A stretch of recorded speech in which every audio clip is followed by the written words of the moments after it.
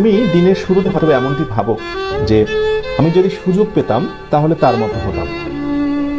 ঠিক দিনের একটু পরে দুপুরবেলা হয়তোবা তোমার মনটা ভেঙে যায়। তুমি হয়তোবা ভাবো ঠিক আজ না, পরদিন থেকে কোনো কিছু ভালো করে স্টার্ট করবো। আর রাতের বেলা তো তোমার স্বপ্ন একেবারেই মরে যায়। কিন্তু আমি তোমাকে যে কথাটি বলতে চাই, দেখো, স্বপ্ন তো সবাই দেখে, কিন্তু ব্যর্থ হয় একটি কারণে, স্বপ্নকে লালন করতে পারে না। মনে রেখো, স্বপ্ন দেখা অনেক সহজ, স্বপ্নকে লালন করা অনেক বেশি কঠিন। স্বপ্নকে টিকিয়ে রাখতে হয়। একটি ফুল গাছে যেমন পানি না দিলে ফুল গাছ থেকে ভালো কোনো ফুল পাওয়া যায় না, ফুল গাছটা নিস্তেজ এবং মারা যায়, স্বপ্ন ঠিক তেমন। স্বপ্নেরও প্রাণ রয়েছে।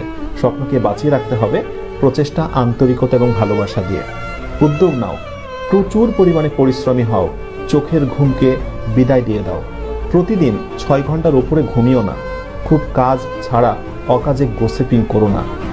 নিজেকে নিয়ে একটু সময় দাও। ফাঁকা সময় পেলে একটু নিজেকে সময় দাও। নিজেকে নিয়ে চিন্তা করো, আনন্দে গা ভাসিয়ে দিও না। সফল হবার জন্য প্রচুর পরিমাণে ডেডিকেশন প্রয়োজন।